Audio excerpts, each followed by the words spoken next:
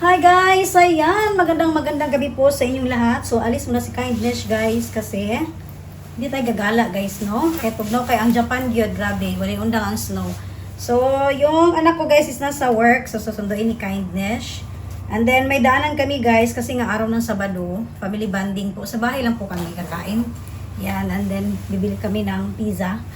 May dadaanan kami na restaurant kasi gusto, medyo nag-craving siya ng pizza na yon sa restaurant na yon. And then, sunduin ko muna siya. Yeah, let's go! At nag-drive muna si Kindness. So, this time is, may mga snow pa rin sa daan, pero konti na lang po. Pero, mas lalong mag-ingat po tayo kapag ganun, guys. Kasi nga, hindi mo alam, madulas nito po yung kalsada pa rin. Alright, kaya let's go!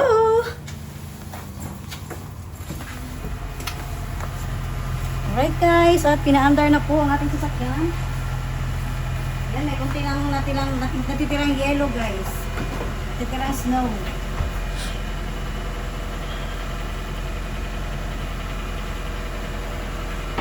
Okay.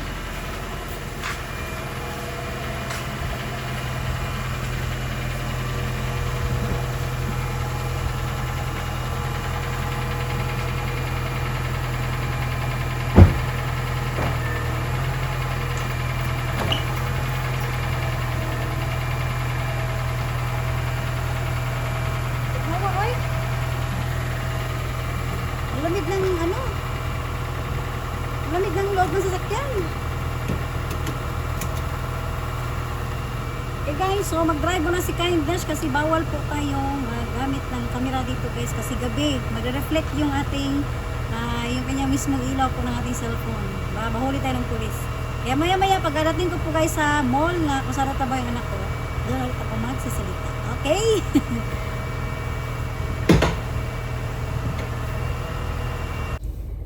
Alright guys, so nandito na po ako ngayon sa Colorful Town kung saan nagtrabaho yung aking unikaiha po. So naghihintay pa ako guys kasi mga 7:10 pa yung siya lalabas. So may mga 10 minutes or 15 minutes pa ako maghihintay sa kanya dito. So ayan guys, update ko po pala sa inyo tungkol po sa aking father-in-law po. So may good news po ako guys kasi nung na-dialysis na po siya, maganda pong naging result ng kanyang dialysis ngayon kasi although yung before hindi pa siya na dialysis guys, talagang dumilat naman si Papa, pero yung iba yung na palaging tulog, parang ganun. Pero ngayon po nakakapagsalita na siya, and then ayun, nakikita na nila sa yung sa video po mismo, and then yung hindi na siya palaging tulog. Yan. So ngayon ang gagawin ng ng mga doktor po ulit sa kanya, may camera na ipapasok mismo sa mismo kung saan yung mga nagbe-bleeding sa loob kasi po ngayon mula nung na-dialysis si Papa, wala na pong blood na lumalabas mismo sa kanyang puwet, ayan, ganyan. So ngayon parang titignan ng camera kung pwede na ba siyang makakain, ayan. So sana is tuloy-tuloy po ang pagaling ng aking father-in-law, ayan. So isa sa dahilan po na medyo hindi ako nagpahinga ko sa pag-vlog kasi nga syempre pagdating talaga sa family guys, iniisip talaga natin yung sitwasyon, yung hindi ka makapag-concentrate, 'di ba? So talagang din ako yung sa aking mga sister-in-law, palagi kaming kahit nasa mga work kami, ayan, nagmamarites kami, 'di ba? Nag-update kami sa mga group chat, yan po.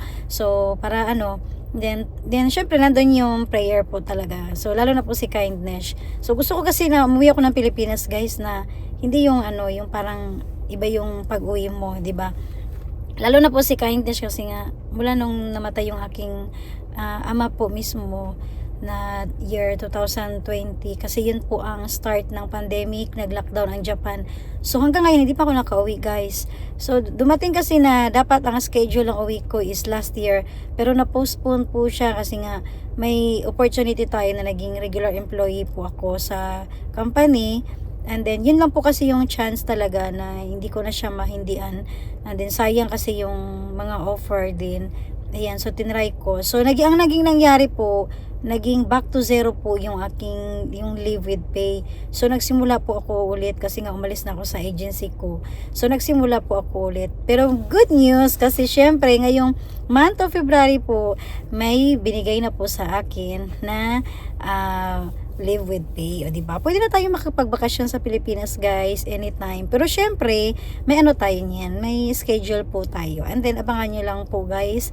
Yan kasi gusto ko na talaga umuwi. Pero may mga ano pa kami dito na timing kasi nga mahirap din kasi umuwi guys ng 1 week lang. So, gusto namin yung may bakasyon, yung mahabang bakasyon sa Japan, and then plus live with pay, para naman medyo mas mahaba rin po yung ating bakasyon sa Pilipinas, at hindi naman po masayang pamasahe natin, at lalo na po si Kindness. So, may mga plano pa naman ako, di ba?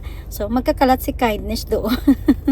Yan po. So, shout out po pala. So, thank you, no, kay alam niyo kahit ganito lang yung mga vlog ko, may mga nanonood po. Thank you sa tiwala, sa mga nagko-comment, sa mga nagtatanong tungkol po sa mga buhay-buhay ko dito sa Japan, yung mga video ko po na tungkol sa tax refund. Ayan, big love shout out po sa mga kabayan ko po dito sa Japan. Thank you po talaga sa tiwala. Nanonood kayo, nagtanong kayo. Ayan, tungkol po sa mga ano natin, sa mga papeles natin. Thank you kayo. So, sa mga bagong subscriber, ayan po at lalo na po sa mga nanonood po na hindi pa na po nakapag-subscribe, please po subscribe niyo po yung aking YouTube channel, no? Ayan, so thank you talaga. At syempre lahat sa mga sumusuporta palagi tuwing premiere ni Kindness, hindi ko na po kayo isa-isahin dyan guys. At alam ko pong nakikisimpatya rin po kayo sa buhay-buhay ko dito, lalo na po yung may mga, syempre sadness and happiness, nandun po kayo palagi. At alam niyo na po kung sino-sino po kayo. Alright? So, yan guys.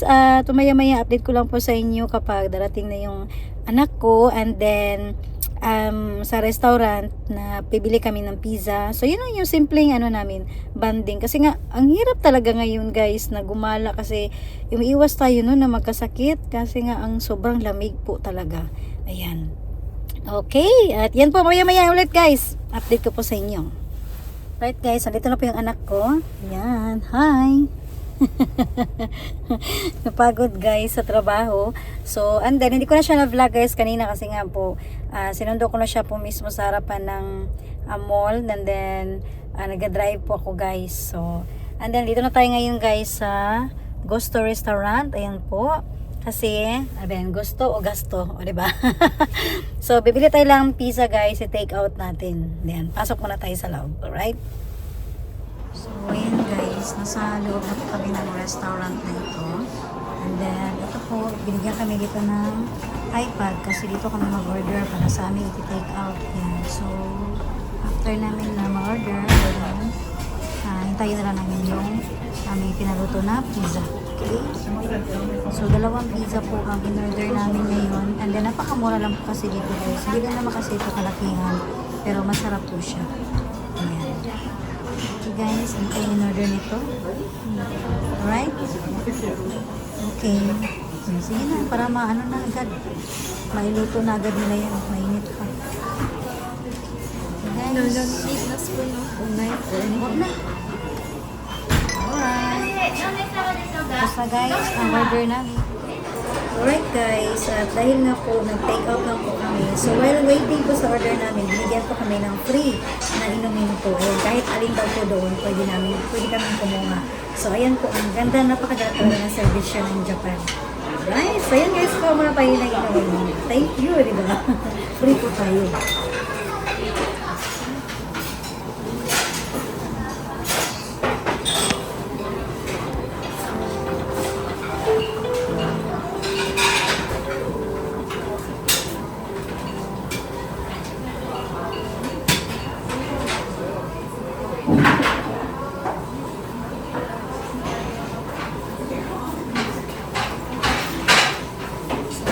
Kainin namin guys. Vegetable po yung kinuha ko na juice. Okay.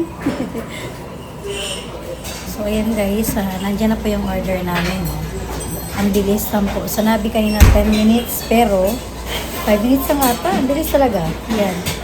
Kaya binilisan ko yung inom ng ating free po na drinks. So, diba? So maganda talaga ang service ng Japan guys.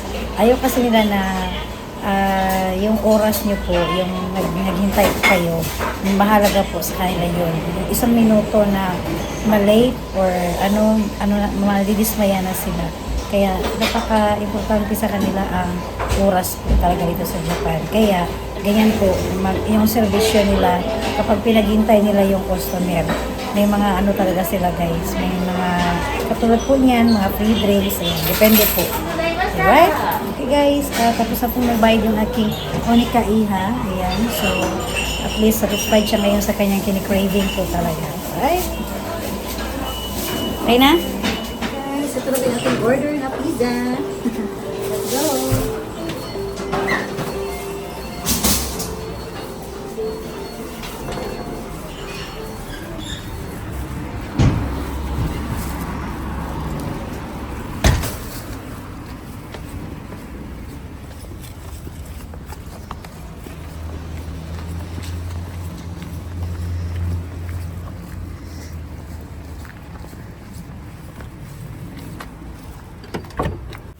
Right guys, at ngayon nasa bahay na tayo, nakauwi na tayo guys, no? So, kaya isa sa dahilan nga, hindi ang asawa ko po ang nagluto, ay, isa sa dahilan kaya yung asawa ko hindi ang nagsundo kasi nagluluto po siya. Yan, yung favorite namin na fried chicken, yan. Okay? Right guys? So, mainit pa, nakaluto na talaga siya. Busy si Kindness, no? Pag ganitong mga ano. Pero mamaya is, kakainan na. Dinner muna. Handa ko muna yung table, guys. Alright, guys. At ngayon po is, nasa kusina na po si Kindness. O, diba? Nabulol na halatang gutom na, guys. And then, hindi lang po ngayon, guys, na yung pizza natin. So, meron akong ginawang macaroni salad. So, hindi ko na siya na-vlog kung paano, nung niluto ko siya kanina, yung ginawa ko po, tiniblahan ko. Dahil alam ko po na, sa mga nakapagsubaybay, alam niyo na po talaga kung paano ko gumawa ng dessert po ng macaroni salad. Yan. So, ito ay wala namang kaong, guys. Pero, mas maraming pineapple and then cheese ang nilagay ko po dito. So, syempre, ito po ay may purpose po ako nito guys kung bakit napakarami po nito. So ngayon ko titikman to guys kasi ginawa ko po ito kanina. Ayan, so ngayon medyo malamig-lamig na siya. So titikman natin, lagay ko sa table para may dessert naman tayo. And then ito is, abangan nyo lang po guys kung saan ko ba ito ibibigay. Okay? Ayan, so ito ang purpose ngayon is titikman muna natin kung tama na ba yung timpla ni Kindness. Alright? Ayan po. So, magkuha lang tayo guys ng pang ating tikim-tikim lang po. So, ako lang na siyang i-shake lang din ako pag-ayo. Yan. So, napakalamig na po dito guys. Diba? Ang dami. Marami ito kasi marami akong pagbibigyan ito guys. Abangan nyo lang po sa mga susunod na ma-upload ko po. Kung ano ba yung purpose ko po dito. Okay. Alright. So, ano tayo guys? Tikman natin to. Tikiman time tayo dito ngayon. So, wala tong kaong. Kasi nga, yung pabibigyan ko nito, medyo, hindi ko alam kung magustuhan kasi nila kung may mga ganun. Kasi nga, di sila sanay sa ibang mga pagkain natin. Sa ating mga Philippine foods, o diba? So, dinamihan ko na lang po ng pineapple at cheese po. Okay? So, magkuha lang po ng konti si Kindness. Para tikman natin mamaya after natin kumain.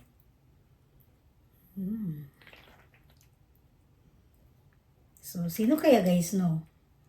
Bakit napakarami yung ginawa natin na macaroni salad. Ayan. Okay. So, busy ko kanina guys. Kaya hindi rin ako nakapag-vlog kasi naglinis ng bahay. O, diba? Okay. Alright guys. At syempre, dito na po nagtatapos ang ating vlog ngayon guys sa aming dinner po. Ayan. So, ito po ang dahilan kaya yung asawa ko hindi siyang nagsundo sa anak ko po sa trabaho dahil kami ang nag-request sa kanya kasi masarap talaga siyang magtimpla guys ng parang fried po chicken. Ayan, fried chicken po. Okay? And then, syempre yung ating pizza, ayan, hindi naman ganong kalakihan pero masarap yung timpla po ng pizza ng Japanese. Ayan, tapos ito naman, tinikman din ng, gustong tikman ng anak ko naman po ito. Ayan. And then, syempre guys, kahit may puro prito-prito tayo, ayan, hindi nawawala kay kindness, may gulay pa rin po tayo. 'Di ba? So, lagyan lang natin yan ng pang dressing po. Ayan. And then, syempre, yung ating macaroni salad. O, 'di ba? Parang kumpleto pa rin, guys. So, hindi na tayo gagastos pa, 'di ba? Para kakain sa labas. And then, hanggang kahit madaling araw, manood ng movie, magkaraoke. Ayan. Alright, guys. Ayan po, yung aking handa ngayon sa table. Ayan na po guys, yung aking napakasimple po ngayon na vlog po ni Kindness para sa inyo. Yung update ko po sa aking buhay-buhay po dito sa Japan. So, pasensya po kung hindi naman ako nakakapaggala, ayan, or ano man yung pwedeng ma-content ko po dahil nga po sa sitwasyon ngayon sa Japan, ang lamig talaga. So, nag-iingat lang po talaga si Kindness. Ayan, thank you good Permintino sa mga suporta nyo po palagi. So, hindi ako nagsasawa talaga nagpapasalamat sa inyo guys dahil nga po, yung oras nyo po talaga, saludo po ako sa inyo sa inyong suporta po kay Kindness. Alright, so kami na po ay maghahapunan na guys. Syempre, wag na nating patagalin pa ang grasya po na sa table. So, kailangan naman nating kumain. Ayan. Thank you po guys. At mapala na po ko sa inyong lahat. Bye guys! Thank you for watching po ulit.